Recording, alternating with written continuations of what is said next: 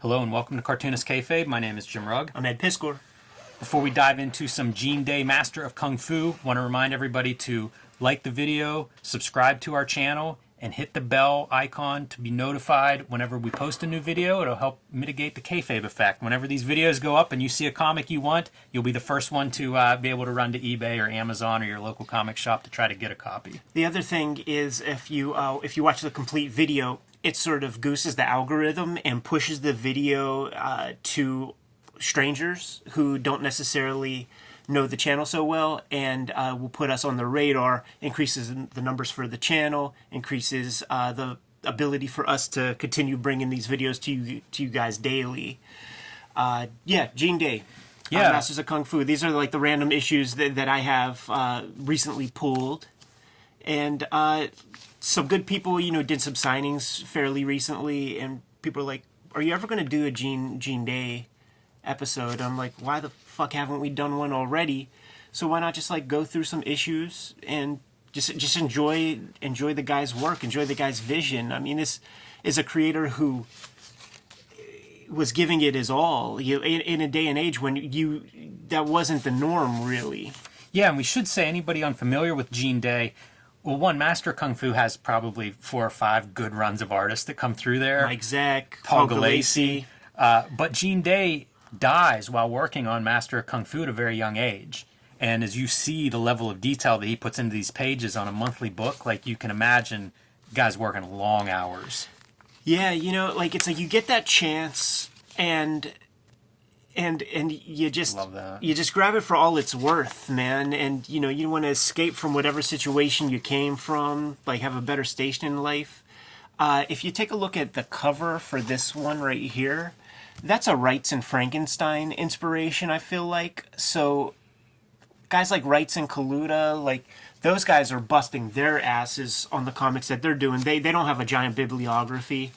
And Gene Day has this opportunity to do a monthly thing. I think there would be fill-in artists here and there every couple of issues or whatever. And sometimes he'd work with somebody, like Mike Zeck and Gene Day will collaborate on some of these issues and stuff. But I think of like one very cinematic and design conscious, Paul Gulacy, Jim Steranko present in this panel. But even like transitions, like zooming in on this window, it's so cinematic, the double lighting, the shadows cast. Comics just... Nobody draws like this now. Super thoughtful. Yeah, there was something about this book that always just seemed to bring out exceptional artists. And I don't know if it was because it's not a superhero book that you got to think about it differently, or, the action was a different scale. I don't know what it was, but this book just feels really different. I start out like, that's pretty cool, the one image across several panels. More Steranko aesthetic. Just trying to be entertaining, like how do you make each of these pages, each of these sequences stand out and really deliver? It's funny you say that about like this book being so... that was an example of Mike Zeck and Gene Day together, of people giving it their all, because Conan was like that. And also not a traditional superhero comic. I think that's Zeck, I think. Looks pretty Zeck-ish. There's a really good Zeck ad that I'll see in other comics from, I don't know, 78 or something. I don't know when exactly that would be, but it's Masters of Kung Fu, and it's just perfect Zeck. If you guys have doubles of Gene Day, Masters of Kung Fu, P.O. Box 3071, Munhall, PA, 15120. So here we see him penciler and inker, and again, just the ornamentality that you're putting in there, reverse silhouettes in your background details, and then robes and patterns on her costume. Like, it's Sal Buscema drew 2 books this month, Yeah, it's definitely a different approach. I think he was a fan, Gene Day, because you'll see stuff. I think he contributed to fanzines, and you can find like indie books and stuff that would print some of his stuff. Charlton Bullseye issues. I have a couple of those things. Yeah, I'm trying to think. There was something that like Eclipse or somebody printed that had Gene Day and then like his brother's work in it. Yeah, there would be like Renegade Press stuff. Maybe that was and it would be like the Day Brothers do science fiction, the Day Brothers do horror, and then the Great other silhouette. days like Dan Day, there was like Sherlock Holmes picto-fiction books. Imagine trying to like figure out research in your morgue file for things like this. Totally. It's just impossible. The the secret, like what guys would do is they would actually go to the children's book section, the picture book section of the libraries, and pull this kind of stuff so that you could get a lot of like the visuals. But that's time out of your day away from the drawing board when you have 4 weeks to make a comic. This sequence feels like Pax Americana. There's a sequence in the middle of that feels exactly like this. It's so detailed. Yeah, and convincing Jim Shooter to let you do stuff that goes across the page like that, I bet that was no easy feat. Probably not. That might have been worse than the long hours on our man's health. I wonder because this stuff sings like you gotta imagine Jim Shooter sees this and is like, keep rocking. Yeah, I think so, right? You'd have to be foolish not to recognize this as being like, whatever you're doing, you're good. I don't need to give attention your direction. Great use of blacks too. Like you'll see these faces that are half in shadow or figures that are in shadow. Limited color used really well. This is really for the spreads, man. They're being respected in terms of ad placement and stuff. Yeah, kudos to whoever puts that book together, and it does make me curious, like you said, if that's something you have to fight ahead of time to. Look at this beautiful color done. Right there. I often wonder, like, when you see a book like this, that's clearly this is not a guy just jobbing it out. No. Do you think the colorist gets hold of it and then they're like, yeah, go for it? Yeah, I hope so, right? Because I mean, it looks like it. That's a lot of. You could have easily made that background one color. Yeah. I mean, it really looks like this is a special project. I have that Zipatone. I can't believe consistently how many panels he's using.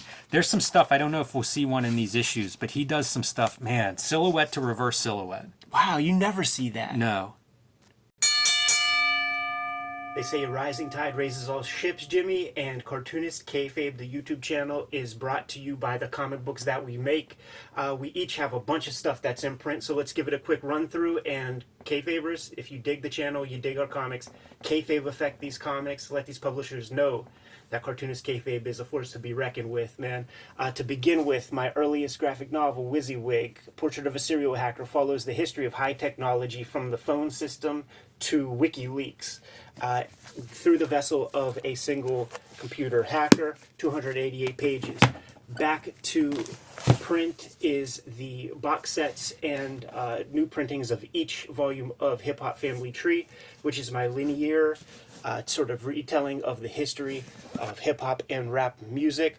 4 volumes in that set. I drew this stuff from 2013 to about 2015. After that comes X-Men Grand Design, where I take the history of X-Men, probably 8,000 pages of material, mostly by Chris Claremont, miniseries, little limited series, things like that. Combine it all into one big story, 240 pages of prime time X-Men comics. Get these volumes while they're still in print. There's an omnibus as well.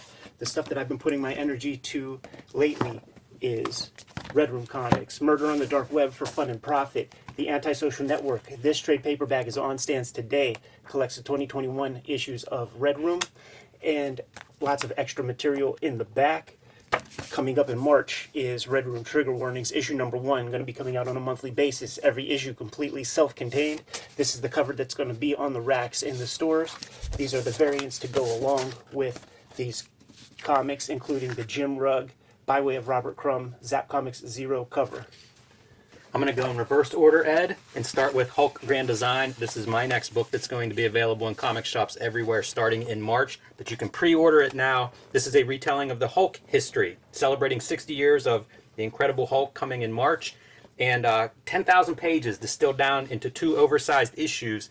And these are some of the variant covers that will be available for Hulk Grand Design. Ed Piskor, Peach Momoko, Marcus Martin, and now Jeff Darrow. Yes. So you can order any of these at your local comic shop. These are not retailer incentives, so just let the comic shop know which cover you want. Get all the covers if you want to. They won't cost anything extra. And pick this up in March, but order it now next time you're at your comic shop, or call your comic shop. Let them know about Incredible Hulk Grand Design.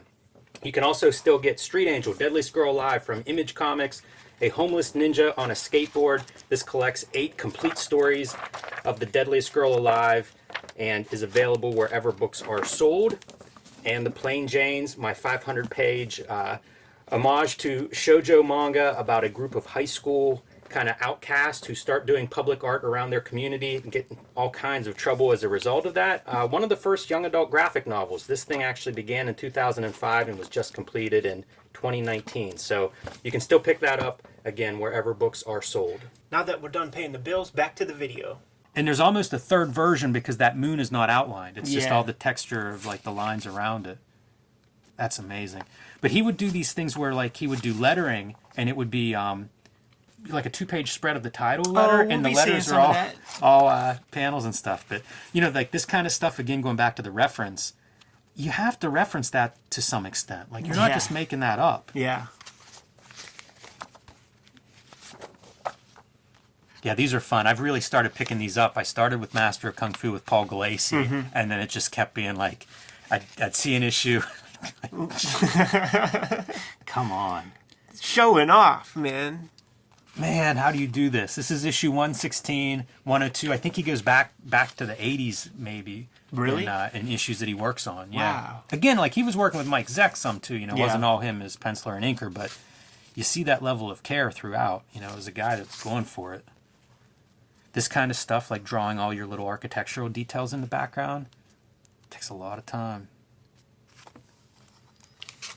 Thoughtful lighting in every panel.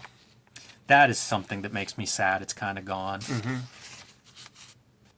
It's hard. Like is hard. It's so hard to figure out where to put those blacks. Yeah, it's really hard. And whenever you see somebody doing it where like something's casting shadows can be one of those moves that's, when it's done, it's such a dramatic, awesome thing. Look at that. Great use of silhouettes. But that ability to cast shadows, very hard to do. Even whenever everybody, like when that was the standard of inking, like you'll still see like there are a few people who can do it. Yeah. And most people not so much. That's one of those elements in Masters of Kung Fu, though. Like they're always well lit. You know, Yeah. like going back through all these different artists to be something in common, almost like a film noir influence that again you don't see in the superhero books to that extent. I can't believe how consistently these pages have 7 panels or more. Totally. That's shades of the Day Brothers Sherlock Holmes right there. Yeah, just buried in the middle of, you know, page 18. Cool visual effect next to this. And there's your Frankenstein, your Bernie Wrightson Frankenstein lab. Totally. When they start doing the Sherlock Holmes, like they really lean into that etching kind of style.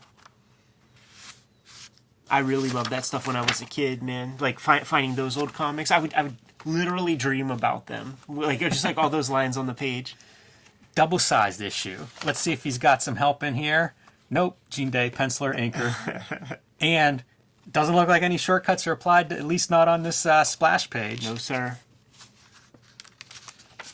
What an exceptional talent. I love this use of the panels being at an angle as he's like parachuting in. Yes. Feels like motion and like blowing in the wind. Another great silhouette, this time a big silhouette. You gotta imagine Steranko an influence. Totally. And he's doing everything he can to get some Venetian blind type lighting on dudes' faces. This is the example panel that you always hear people whenever they're like, what's harder, writing comics or drawing them? And then like the script calls for like a bunch of cavalry ninjas on horses attacking our heroes. Yeah, Doug Munch, man, writes a 2-sentence thing. In all fairness, this might have been a little Marvel method. You know, we don't know. So it's like Gene Day is choosing to go this route. Look at this effect from this panel, and then it's just negative space across the others. Yeah, man. Wow. Yeah, he doesn't get enough credit.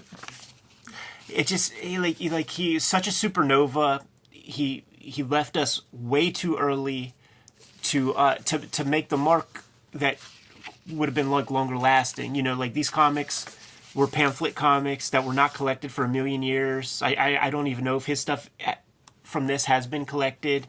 It came out on a monthly basis and was forgotten about the next month, you know? This is masterpiece shit. Totally. Look at this spread as we have like, I don't even know how to describe exactly what we're seeing here. I mean, like they're moving through, this is one background. Yeah. But it also changes a little bit because like we're coming into the foreground, you know, like. It's going fully Frank King, man. I love the flat colors too for each piece. Yeah. Because they're rolling out your perspective to try to make sense of that space. You can't have an inker with that. Like they would fuck that up. Yeah, you're right. He ain't even cheating on the chains in a McFarlane fashion, you know? I can't get over it. A double-sized issue, and this is the level of effort that you're putting in. Did they give him 6 months to draw this one? Yeah, I bet you not.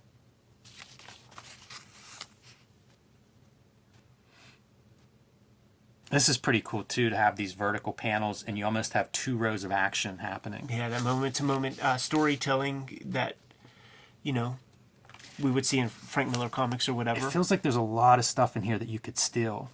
And then, like, these pages are just beautiful. You know, that one's not overly complex like some of the stuff we've seen, but it's stunning. Yeah, like the way the blacks are inserted around like all that wax and all these whites and stuff, like it makes it look super complex. And you know, it's the same effect of the city that I pointed out. That they were walking through this street, you know, where it's like one image. That's what you have here again, is this one image, and then like some of them are called out as like individual panels, and the colorist, tip of the cap to the colorist, because like it pops. That's a very clearly that's a panel on this page. I think this series must not have sold well, because it gets canceled, I think, around like 125 maybe. Yeah, I think This that's is the last 118. So that hurts his cause too. You know, you're doing stellar work on a series that nobody's reading or people aren't buying. I don't know what that giant insect is. It's almost too much. You get a monster comic in the middle of this. 10 panels on a page. Unbelievable. Now we got this like ticking time bomb issue. That's so cool too, how it like organically shows up in a panel, and then we're just going to carry that piece of it. He's very thoughtful. Yes. Great storytelling. This really does feel like storytelling is your emphasis. Mm-hmm. Even though the drawing's spectacular, but... And I feel like this is a conversation people rarely have, the storytelling part. Right. It's sort of what they mean about like tell the story, but being interesting like has to come second. He figured that part out. Wow. I feel humbled looking at this. Oh, I know. Because, you know, as you're saying, like, tell the story and, you know, make it interesting, I don't know which one is happening first. Like, you look at this, it's so good. If there was nothing going on storytelling-wise, I'd still be impressed by this. Sure, but, you know, these are meant to be read. This is a guy who must have made boatloads of thumbnails and preparatory work on top of this stuff. This image makes me wonder if that couple issues ago we said that was probably Mike Zeck. I don't know. I mean, this is that shading that we were attributing to Zeck, but, like, it's great. Yeah.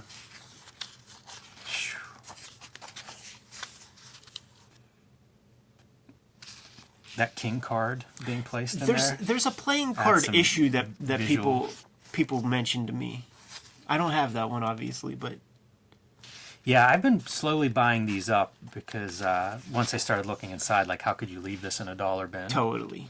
And that's where, you know, I've been piecing together Masters of Kung Fu slowly for like $1 or less. It's almost the lamp from Christmas Story. This would be like the dad looking up at it. Yeah. Fragile.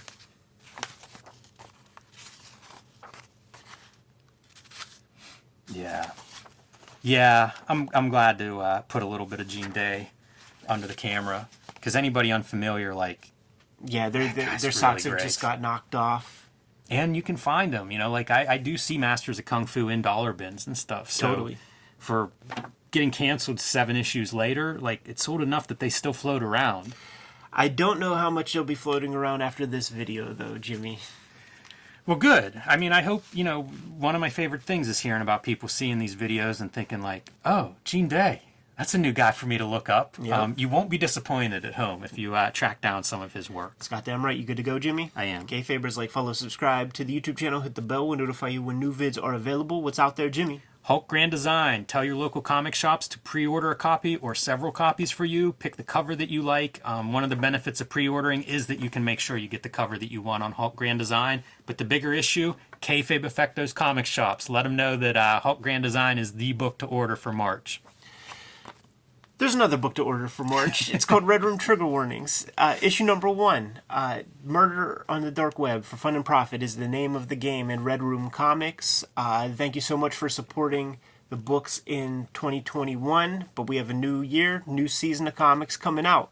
You can read these comics on my Patreon, patreon.com/edpiskor, $3 for the archive there, and you'll be able to get new comics every Tuesday for the price of $3. There's more than 200 pages worth of comics there.